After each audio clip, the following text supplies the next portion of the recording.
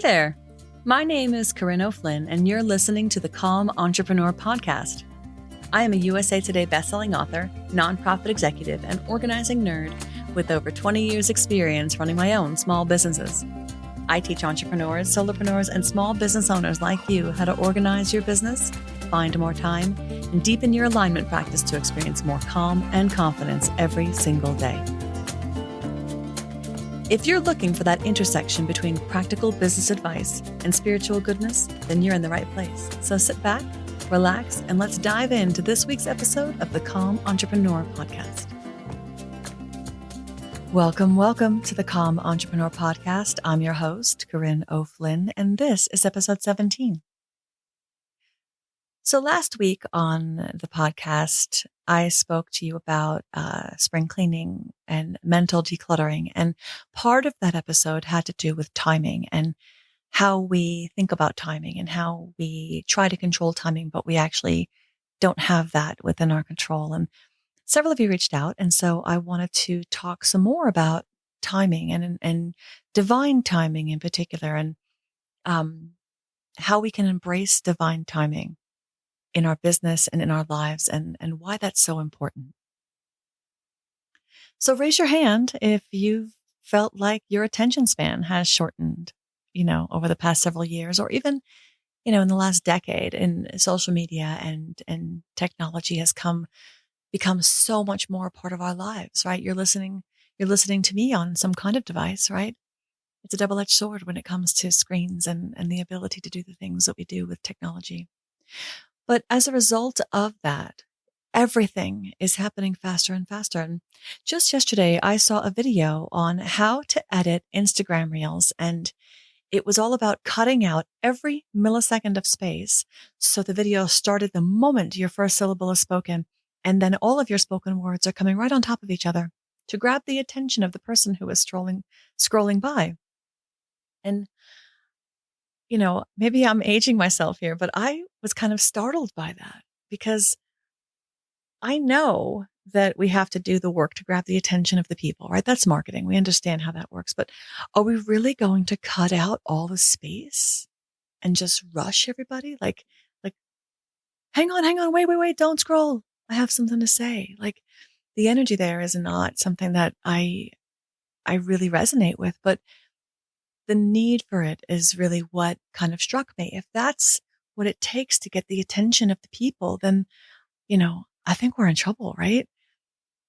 And it actually reminds me when I was listening to this video, because I couldn't scroll past, ironically enough. She caught my attention with the alarming things that she was saying, but not because her video was edited beautifully. It was just because the message was just so jarring to me. But it reminded me of those commercials from like back in the day when they had to cram all the legalese, 10 minutes of small print into the end of the last 15 seconds of the commercial. Like, if you take this, there's no guarantee. Blah, blah, blah, and the guy's talking a mile a minute. And there used to be like a whole thing on like late night TV shows where those people who could talk so incredibly fast would come on the shows, and because you can't believe it until you see it, that's actually somebody's talking real time. So, but all that to say, like, no thanks, right? I feel like we are moving so far away from how we're supposed to operate as humans, how we're supposed to exist as spirits in our bodies, and how much that matters, right? It's just not the direction that I'm moving personally. And I, again, like, maybe I'm getting old, but whether or not you're able to keep up with the pace, I think that we're all suffering under it. I think we're all suffering under the speed of things and the expectation of that speed, right? I know that I do. And even when I'm not even like trying to pay attention to something that's moving at the speed of light, when things get frantic in my day to day, anymore, like, I notice it right away. And it's something that I feel in my body. And when things start to feel like they're moving that fast, and it's not to say that I don't do things quickly. Sometimes I do. I do work fast. I talk fast. I'm from New York City. Like, that's my default setting is a quick pace. But that's not to say that I do everything at that speed. And for me, that is all about timing, and that's about embracing the timing, which is what I wanted to discuss with you today. So, like, I'm talking about the external push that tells us that we should be jumping and acting and editing our videos so that there's no breath space in there. I think that, the cadence of our speech is meant to have pauses. And it's an interesting thing. I've had conversations with other people who run podcasts, and they talk about editing and editing down every single gap. And it's not something that I'm going to do. I don't know that it's not because I'm trying to lull you guys into, a state of relaxation. It's just that part of part of my credo is, we're people, right? And we're supposed to breathe between our words, and, we're supposed to have pauses, and natural conversation has a cadence to it that isn't meant to be relentless. And I think that, when we're told to jump and ask questions later, it's like the entire world has moved to this high pressure sales mode, right? It's like we're weaponizing FOMO. It's like we're like, act now. And what's behind curtain number one? And if you don't do this now, you will never see it again. And oh my goodness. And I understand where all that comes from. And I understand the psychology behind why it's effective. But I think that we have to find a way to modulate that. Like there's a time and a place for, scarcity marketing, and even for me, when it comes time for me to launch a program, like there's going to be a time where I'm going to say, hey, if you don't sign up, this door is going to close. But that's not, oh my God, you have to act. You must make a decision right this moment, because that's the thing that I don't think is natural for everybody. Right. And I think that there's something else at stake when we're moving that quickly. And the thing that we lose, in addition to our sense of what's going on, and in addition to our attention span shortening and shortening and shortening, the thing that we're losing is patience, right? And in the best of times, for most of us, patience is in short supply generally, right? But we are risking it now even more because we're not in a place where we're allowed the intentional use of patience, right? So I had an experience that speaks to this actually just this week. So I'm working on a boot camp that is going to be going live in the next couple of weeks. And part of that boot camp was brainstorming the format and the content and all these things. And I got to this point where I was like, well, I don't, something about the stuff, the way that I'm putting it together is not working for me, but I couldn't tell you what it was that wasn't working. And so I decided to do something completely different. I put the outline down, and I started preparing for a workshop that I was doing over the weekend. Um, and it was hours later, after I was done with my workshop prep and I was actually in the kitchen and I was washing the dishes, that it landed on me what I needed to do. So I think that trusting that there needs to be space, and we need to actually take intentional time to allow things to percolate to the top and bubble up. And, because our subconscious mind is kind of, it's working at all times, and you can actually give it assignments. And when you are working on something, and I've learned to start listening to that hit that I get when I'm working on something and it's not working. Um, and I think I've talked about this in other episodes as well, where there's a difference for me between being stuck in fear and being stuck in a need for more percolation. It hits me in different parts of my body. And when I know that it's a percolation problem, like that I still need to put this thing back in the oven and let it bake a little bit longer. Um, that's my body telling me, hey, you need more time on this. And so all of that to say that had I pushed through, which I had done in the past, and forced myself to a solution, I wouldn't have come to what would have worked, I believe, the best for the program that I'm putting together. So there's great wisdom in waiting for divine timing before taking action, right? And I call it divine because it's coming from elsewhere. It's coming from the subconscious. It's coming from the universe. It's coming as a download, right? And I mean using our senses and tapping into our intuition and reading the cues from our environment and allowing that to factor into our decision making, right?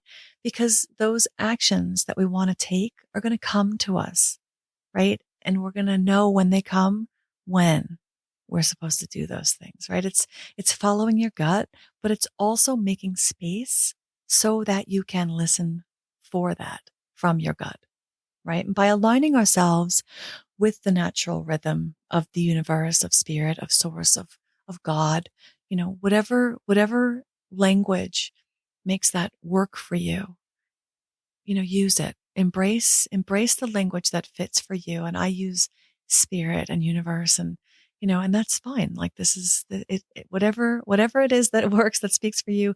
This is what speaks for me. So when we align ourselves with the natural rhythm of the universe, we can make decisions and take action from a place of clarity and trust rather than fear and impatience. Because when you jump and you jump the gun, that's fear. You're worried about missing something. It's sometimes fear of missing out. It's sometimes fear of missing the boat. It's fear of missing that moment, a fear of like missing that opportunity to strike when the iron is hot. And it gives into this impatience where I think that we really need to cultivate the opposite. We need to really lean into the fact that we can trust that clarity will come when we give it that patience, right? And it's all connected. And I want to explore with you the benefits of waiting for divine timing and how to recognize when the right moment has arrived, right? Because building that muscle of embracing the power of divine timing, it's the key. It's key. Like it's the thing that we need to create a life that in a business that feels aligned and feels authentic and one that moves in harmony with your highest potential and your goals, right? And again, this applies to everything, as everything I talk about does. Like, the calm entrepreneur, we're all about the fact that you are a whole human living a whole life who's also running a whole business, right? So when you serve the body and you serve the mind, you will ultimately benefit in all the ways, in every facet of your life, including your business, right? And I want to talk about building that muscle of embracing the power because it's a muscle. It's a practice. It's something that you need to really understand.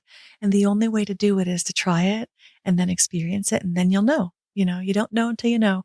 But once you can really tap into that and really start feeling that the, the push of divine timing and how different that feels, you start to really get clarity and self-awareness, right? That's one of the main benefits for me. By waiting for divine timing, you give yourself the space to reflect on your desires, your motives, and your intentions, right? This process of introspection allows you to get really clear and you gain greater clarity about what you truly want. And then you understand with more clarity what is that's driving your decisions. And that leads to more authentic and intentional action, right? And then when you're moving in that place, you can't make a wrong move, right? Which is not to say that you won't have to change in the future. It's the moment that's right for you. And you understand that it's, it's where you want to go now, right? This is what all the cues are telling me. And so I'm going to go and I'm trusting, right? And I find that that feels magical, right? It's one of those things. But the second thing, so that was clarity and self-awareness. And the second benefit of learning to wait for divine timing is that it allows for alignment with your purpose, right? You're allowing your actions when you are patient and waiting. You're allowing your actions to be guided by your higher self, right? And that will come with a deeper sense of purpose. And this alignment helps ensure that the actions are in harmony, right? This is your true path.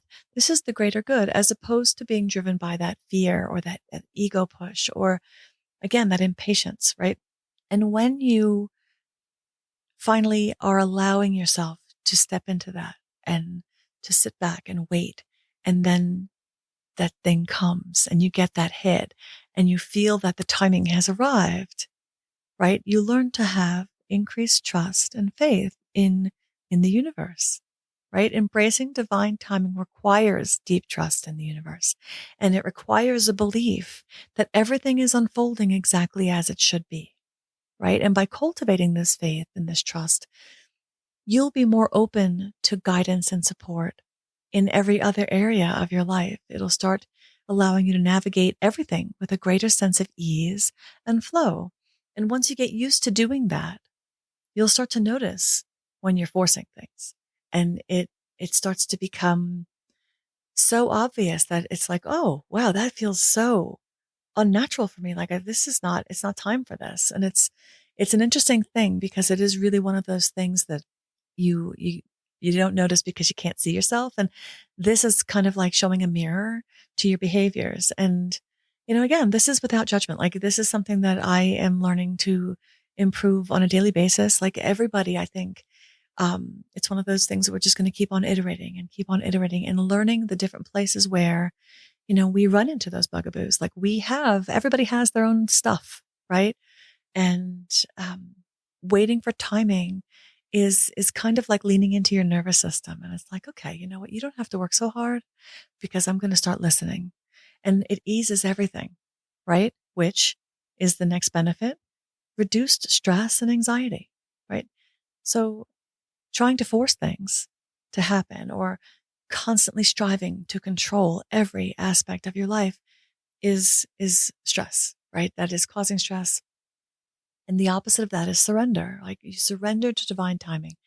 And when you do that, you're acknowledging that there is something else at play and there is an order, to the universe that you can trust, right? And that will help you feel more relaxed and easeful. And it's not like we're curing anxiety. Like there's other medical things happening in people who have anxiety disorder and things like that. But this is one of those things where we can separate the things that we're causing, right? And ease up as much as we possibly can so that we're not making it worse when we are in high stress situations or we are dealing with anxiety or we're, fighting up against a deadline. Like there are going to be times when we don't have the luxury of time. But when we do, I'd really like to urge you to sink into this and experiment with it and feel the difference between how you feel after forcing something or trying to force something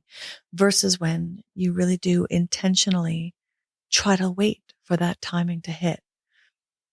So the next benefit, I guess I have a whole list of things here for you, is when we work on this over time, we begin to attune and get more enhanced intuition, right? So as you become more used to doing this, you'll notice that you have more intuitive hits and insights, and you'll have more synchronicities. And I argue that a lot of these things are constantly happening anyway.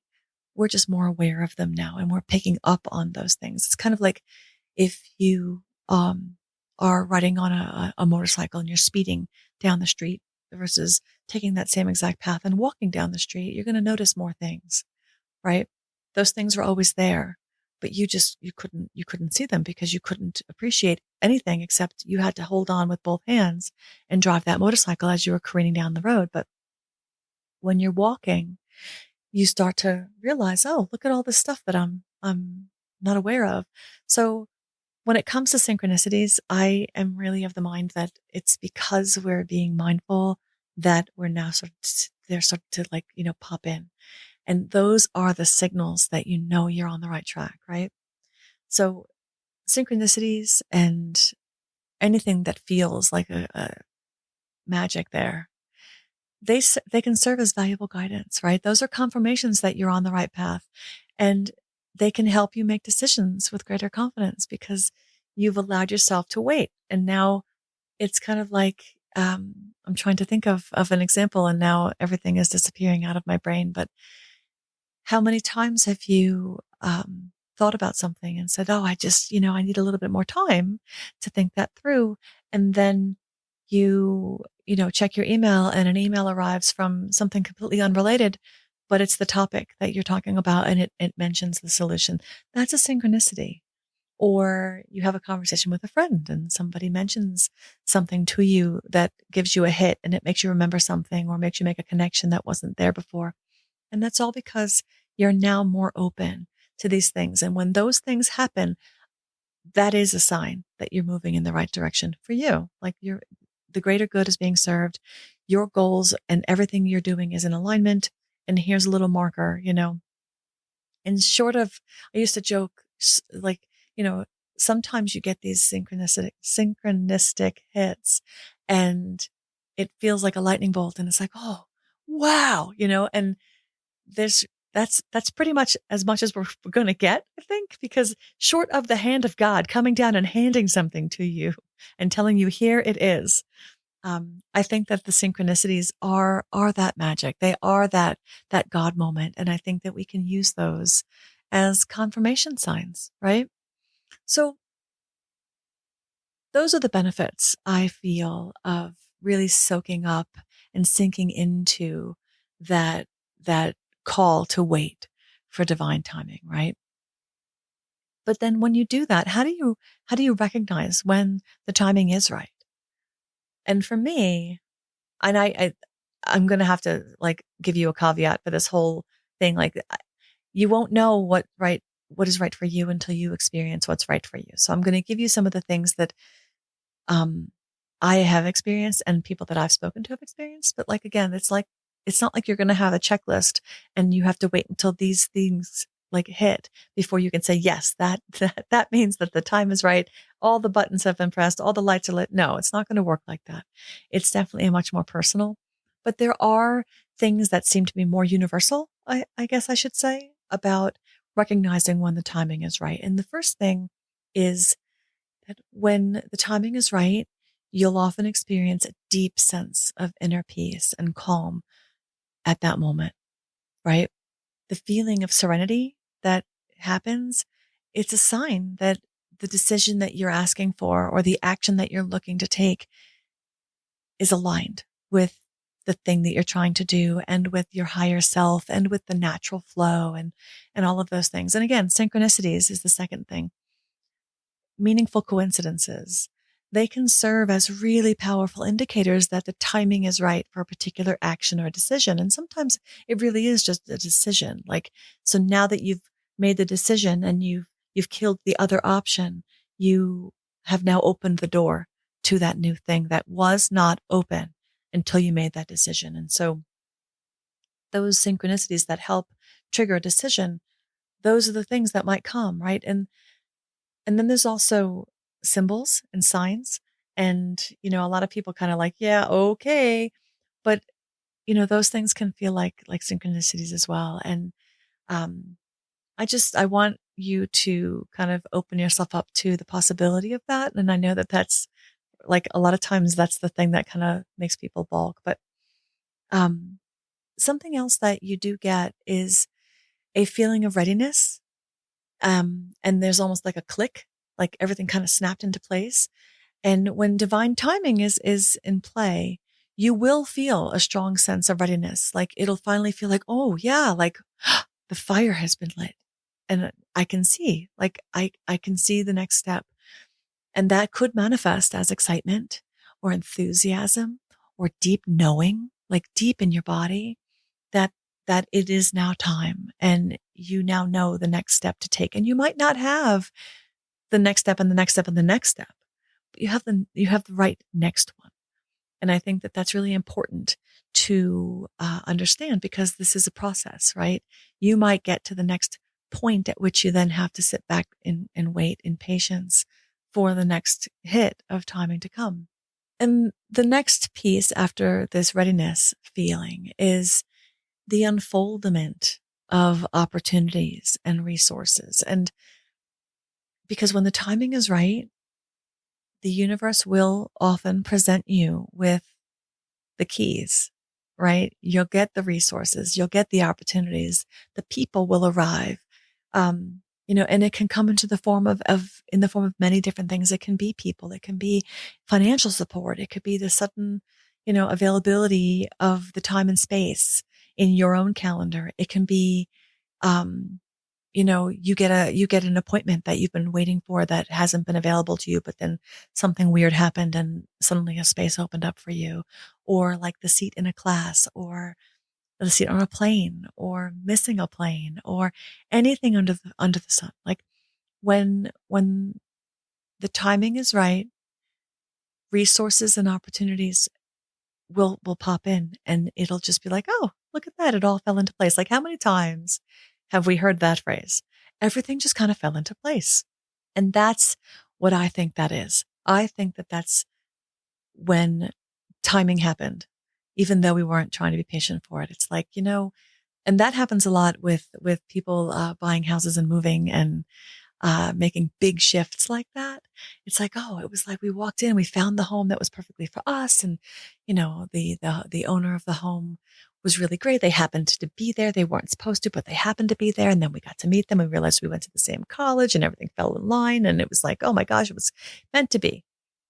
That's divine timing. That's sometimes, whether you want it to or not, it's gonna smack you on top of the head. And it's beautiful when it happens, right? Because trying to force things because you think you know the outcome, it just doesn't work as smoothly. I'm not going to say it doesn't work. It doesn't work as smoothly because you might get what you need and you might get the outcomes you want by sheer will, but that isn't sustainable. Ask me how I know, right? So in addition to learning ease and flow, you will start to understand that the timing is right because you feel ease and flow.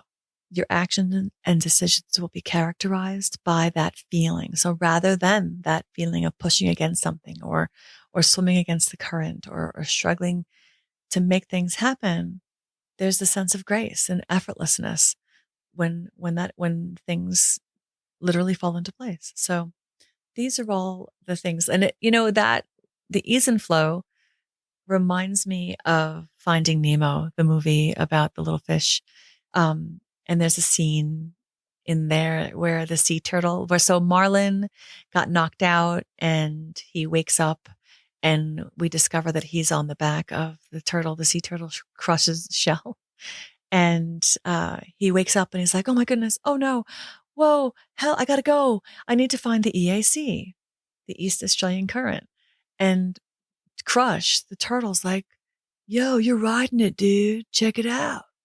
And Marlin looks around and behind them, and all he sees are turtles that are just floating, right?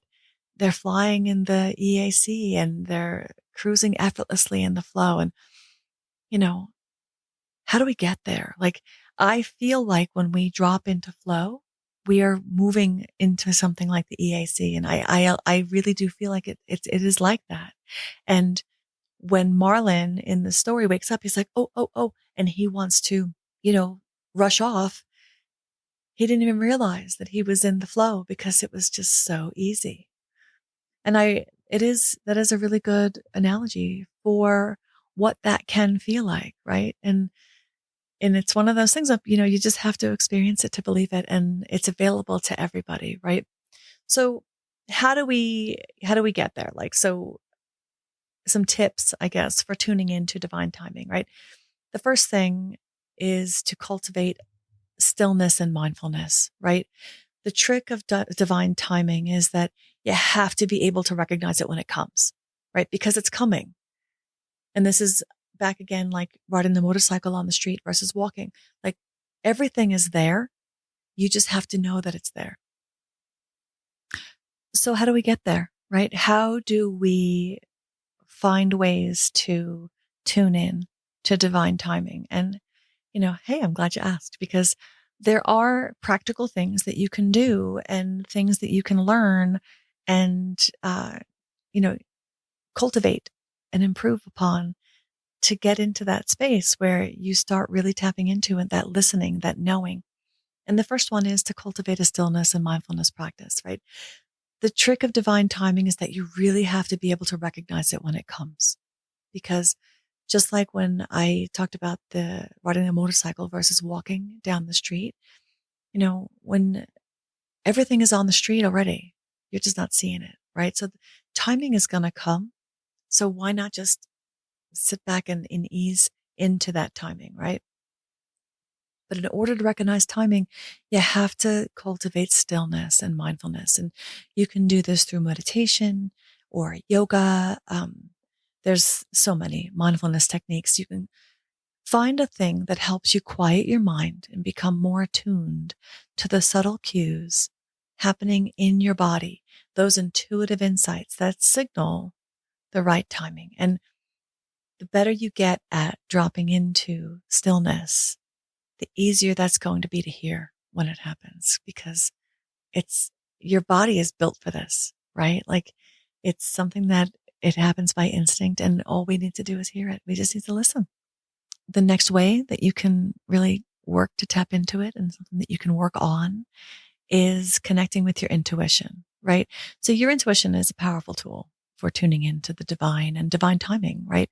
And when you make a conscious effort to listen to the inner voice and trust the wisdom that is there, you really can work that like a muscle. It does develop, it does get stronger.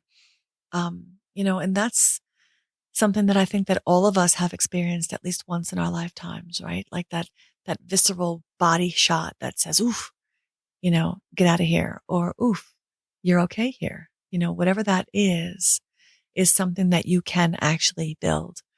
And you could do this by journaling and really paying attention to the way that your body feels in moments where you have certain emotions. You can play with tarot cards or oracle cards and really lean into the meanings and the symbology behind those things and why those cards come up for you.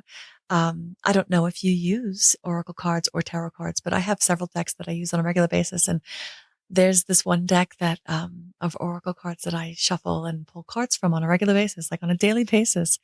And there are still cards, and I've been using this deck for years. There are certain cards in that deck that come up all the time. And there are some cards in that deck that never come for me. I've never gotten them before. So, there's something happening there, right? And who knows? But simply paying attention, right? Really leaning in and sinking into your body and learning to follow your gut. And very often the gut feelings that happen are this flash.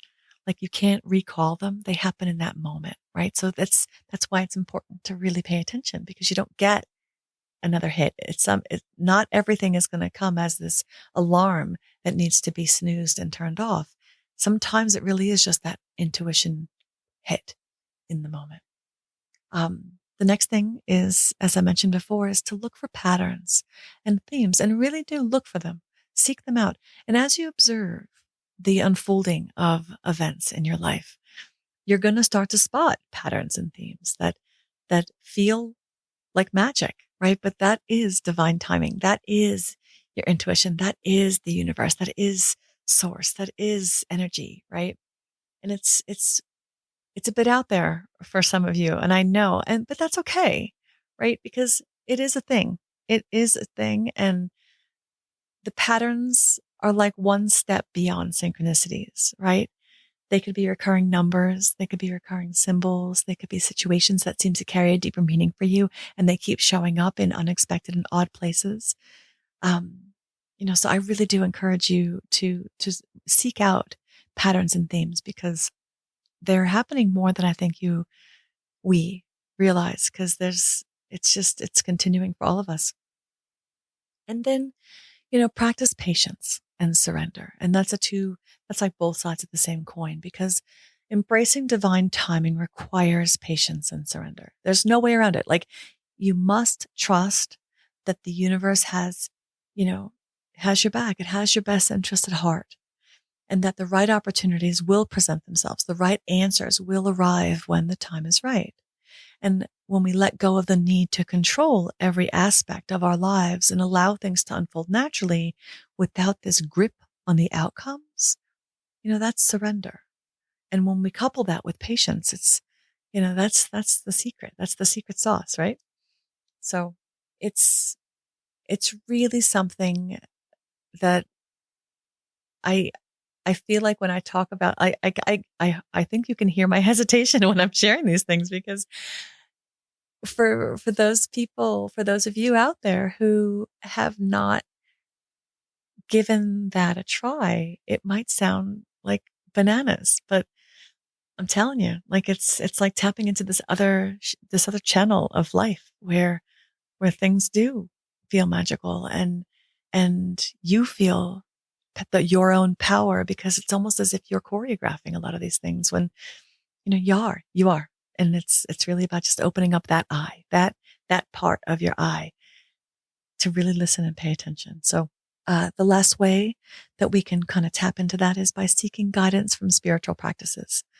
And again, these things are prayer and meditation, and you can work with a spiritual mentor, right? Or, um, anybody who can really talk about the things that you're experiencing and help you navigate the complexities of this, like, because it can be confusing. And I think that there's also this magical thinking thing that can happen where we assign meaning to things that, because we want so badly for something to be a certain way. And that's not what I'm talking about here.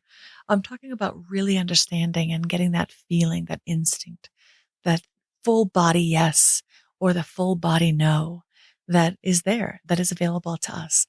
But all of these things, they can help you deepen your connection with your higher self and with the universe, which makes it easier to recognize and trust the timing of things in your life. And that helps you run your life, and it helps you run your business, and it helps you with your family, and it helps you with all of your relationships, and it helps you with happiness, and it helps you with peace, and it helps you with ease. And, you know, shall I go on? Like, because the list does, it just continues to go, because it's everything. It's, it's kind of like when you think about how the nervous system is the center of our bodies, right? The center of our ability to do every single thing we want to do is regulating our nervous system. And when we can regulate our nervous system, we can we can then tap into everything else instead of spending so much time compensating. This is the same kind of thing. It's like the next page of that book of how to do it, right? How to do life, how to really tap into it. But after we work on really regulating our nervous system and trying to find the best places that we can be in our bodies, the next thing to do is really get into patience and quiet and stillness and surrender, so that we can really hear what's going on, right? So, to sum up, I talked about the benefits of waiting for timing, which is you get greater clarity and self-awareness. You have greater confidence in your purpose and that you're connecting with your higher self. You have increased trust and faith in the universe, in source, and God, and whatever that is for you. Reduce stress and anxiety and enhanced intuition, right? Those are the benefits. And those are just some of the benefits. And then how do we recognize that the timing is right? And I spoke about this inner peace and calm, that sense of rightness that happens in those moments. The presence of synchronicities and noticing those and taking them in as signs, right? Receiving them openly, and in awe of, of the fact of them, right? Because they're a thing. Then there's also this feeling of readiness and like clicking into place of that alignment. That I think of all the things, I think that that's the one thing that most people have experienced in the conversations that I've had with people that I work with. It's that it's a readiness feeling, like, oh, suddenly I feel like I have what I need. And there's also the unfolding of opportunities and resources, the things that fall into place, the phone call, the connection that came out of the blue. Those things are also ways to recognize that timing is right. And again, it's the EAC, right? Being the turtle in Finding Nemo, like, you're in it, man. Like, feel it. The natural ease and flow that is all around us, and all it's waiting for is us to just tap into it, drop into that flow, and let the current ride us along. And those are the feelings that help you recognize, and the things that happen around you that help you recognize when the timing is right. And the ways that we can tune into it are by cultivating a stillness practice and a mindfulness practice, connecting with our intuition intentionally, and looking for patterns and themes in the world around us because they're happening all the time. And one of the places where I see them really, really often is license plates. And it's really strange. There's a whole other world out there where angel numbers and numerology and the meanings behind those things. And, there's some times when the same numbers keep popping up. And if you're able to find out what those numbers mean, sometimes it's like, that's kind of funny. I've been seeing that for a long time. Practicing surrender and patience, really trying to set timers and forcing yourself to ease up on that, right? Force the ease. It's kind of like making yourself sit for meditation. Yet really do have to fight through it at the beginning. But like maybe start a streak tracker where, today I'm going to sit and I'm going to not try to solve this thing for a half an hour. And then I'm going to try the next time it comes up, I'm going to do it for an hour and really try to practice patience and surrender and see, what comes up when you do that. And then lastly, the last tip I have for tuning in to divine timing is about seeking guidance through spiritual practices and, talk to other people about it. It's one of those things like, oh, I can't talk to anybody about this, Corinne. If I start talking to my people about this, they're going to think that I've lost my mind. But I'm telling you, one of the things that I found, and it's interesting, and I talk about this often, the last year or so, anytime I feel any kind of resistance to something, that is my signal that I have to do it, right? Now I have to do it. I have no choice because the resistance is fear. And if I'm afraid to do something, that's not where I'm trying to move. And I'm trying to really slide into this easeful, aligned place. And especially with my business. And I'm showing up now in ways that I haven't in a really long time. And one of the things that I was having resistance was this episode. The topic of this episode is kind of like out there for a lot of people. And I resisted it because I don't know, right? I don't know how people are going to land, how this is going to land with people. But I'll tell you, I had the same kind of feeling with my spring cleaning and my mental decluttering episode. And I can't even tell you how many times people came back and they're like, oh my gosh, I can't believe you said this. I can't believe you talked about this week. I can't, but it, it, it hit because it was real. So here I am opening up and being totally real and letting you see into my, floaty, easeful place where the magic lives. And for me, it's, the combination of doing the work and layering on the woo. And I love it. And so I love sharing it with you. And so if you're still with me, thank you. But that's what I have for you. So remember that tuning into divine timing is a personal and intuitive process that will be unique to everybody who does it. So you need to learn how to trust your inner wisdom and your guidance, right? And trust that the universe is operating for you. Everything is happening for you. Everything is happening for you. And so be open to the beautiful unfolding of life, right? This is a journey, right? So with patience and with trust, you will find that divine timing has a way of revealing itself in the most unexpected and yet perfect ways. So thank you for joining me on this magical mystery tour of timing. I hope this was helpful and I hope you enjoyed listening and I hope you come back for more. But you're invited, you know what, to join our community. If this does resonate with you, join us. I have a link in the show notes with the Calm Entrepreneur community. It's on Facebook for the time being. And, come and share your thoughts about this episode, share your thoughts about other things that are going on. If you're developing your intuition practice and you have some hits to share, that's the coolest stuff. So yeah, join us in the Calm Entrepreneur community. And again, I'll link to that in the show notes, which will be available at, CorinneOflin.com corinneplin.com/episode 17, which is the word episode and the digits 17. Because there are a lot of people, who are swimming along in the EAC with us, and we'd love to have you. So thank you and have a great week. Remember, part of being a calm entrepreneur is developing the systems, habits, and know-how that lets you know that you are the one in the driver's seat. You get to choose how you run your business, and you get to choose how you work. So you got this.